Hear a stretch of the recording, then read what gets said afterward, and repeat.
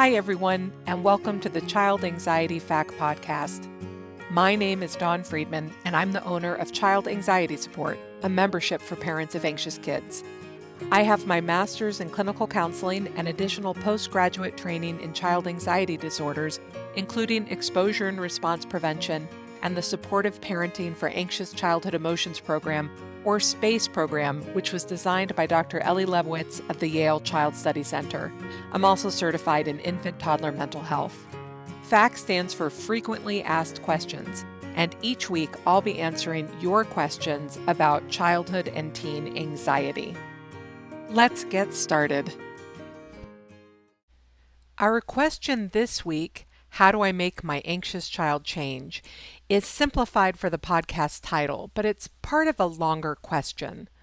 The asker described their situation. They have an anxious child, the child is older elementary age, and the child isn't interested in dealing with their anxiety, often melting down when the parent attempts to talk to them about it. And this parent wants to know, how do I get my child's buy-in? How do I talk them into dealing with their anxiety? How do I make them change? The short answer is, you can't. We can't make anyone else change. If you get into a power struggle with your child, you have already lost. They are better rested than you, and they aren't going to get distracted by things like needing to pay the mortgage or laundry. So before you try to change your child, give up on changing your child. But just because you can't win a power struggle doesn't mean that you're not powerful, because you are. You are in charge of the environment, and you are in charge of yourself and what you choose to do. So those are things you can and you should focus on changing. At the heart of child anxiety is their relationship with you. That's where we find the answers in treating their anxiety. You hold the key, and all of the hard work that you've done to build a loving, respectful, and responsive relationship is going to pay off when you turn your attention to helping your child meet the challenges of their anxiety. This is true for all facets of parenting, and there's a paradox at play here. That is that you are deeply, essentially part of your child, and they are entirely their own person having their own experience. And it's within this paradox that change happens. Let me explain. In parenting, especially in highly attuned and connected parenting, we and our children are sharing experiences. We are catching each other's moods. We are impacting each other's functioning.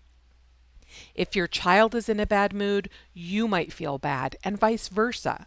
If you are worried about something, your child might catch your worry.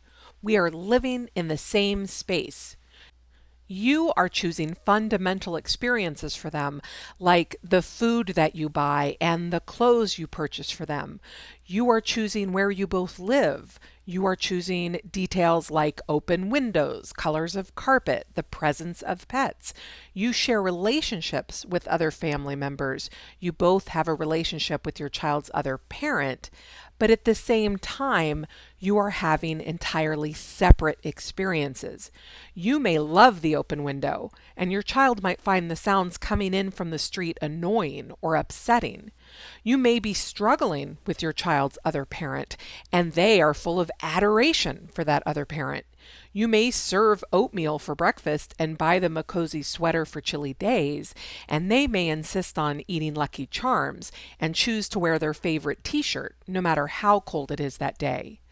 And you may want them to deal with their anxiety while they are strongly committed to the avoidance that makes their anxiety worse. You can't change that for them. You can't change their commitment. You can't talk them into it.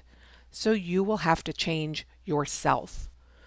One of the most important things you can and should do is realize that your child's anxiety belongs to them. It is part of their journey as a human being. Your anxiety, even if your anxiety is about them, belongs to you, not them. You have to figure that piece out. I talk to parents who get confused. Where does their anxiety leave off and their child's begin? Or they don't know how to tease out the differences between them. This essential separation is at the heart of all parenting. It's the work we're doing for 18 plus years with an emphasis on the plus. We are dancing the weaning dance all of our parenting careers, figuring out where to step in, where to step away, when to offer support or advice, and when to let it go. Very often, any conflict we are feeling in our relationship with our child goes back to this essential work. Either they are wanting more separation or we are wanting more separation, and we are constantly pushing and pulling to figure it out. It's inevitable that we're going to make some mistakes and step on each other's toes. I think there is so much learning to be had in these conflicts.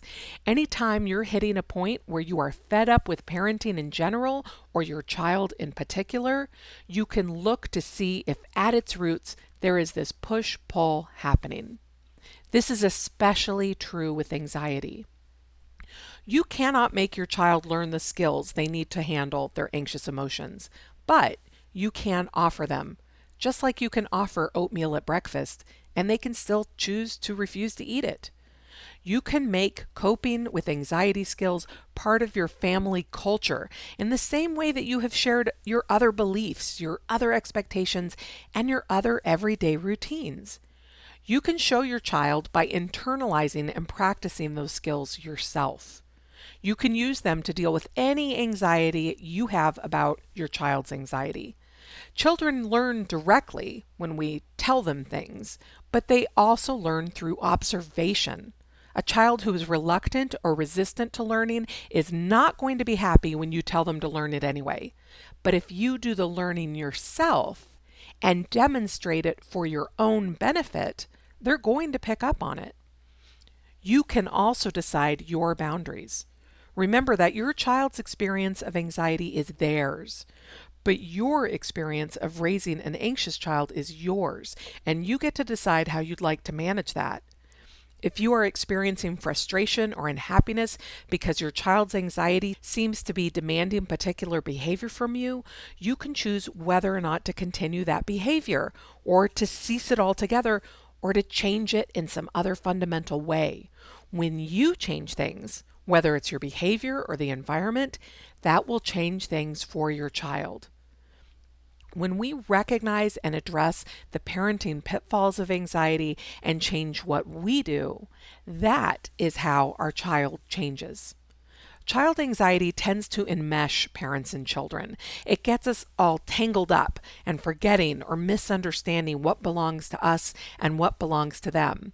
It's the parental dilemma that is at the heart of all parenting conflicts, but on steroids.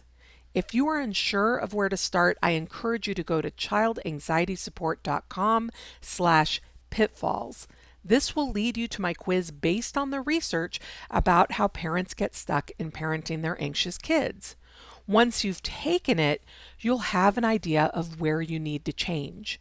The deeper the pitfall, the more opportunities to change things for you and for your child. If you have questions about this, please reach out to me. But at heart, I want you to know you cannot change your child. You do not have to change your child. You can give up on changing your child, and you can focus on your own growth, your own change, and your own exploration of your strengths and skills. And through that, I promise you, your child will be changed too. Thank you so much for tuning in this week. If you have a question you would like me to answer on the show, please go to childanxietysupport.com/FAQ. And if you'd like to learn more about the Child Anxiety Support membership, please go to childanxietysupport.com. The membership offers courses, live events, and community to help you design a personalized program to free your family from the trap of child anxiety. I hope you'll consider subscribing to the podcast and sharing it with any friends or family who you think might find it helpful. You can get more of my child anxiety content over at Instagram, where I'm Dawn Friedman, MSED, or on Facebook at the Child Anxiety Support page. Thanks again, and have a great week.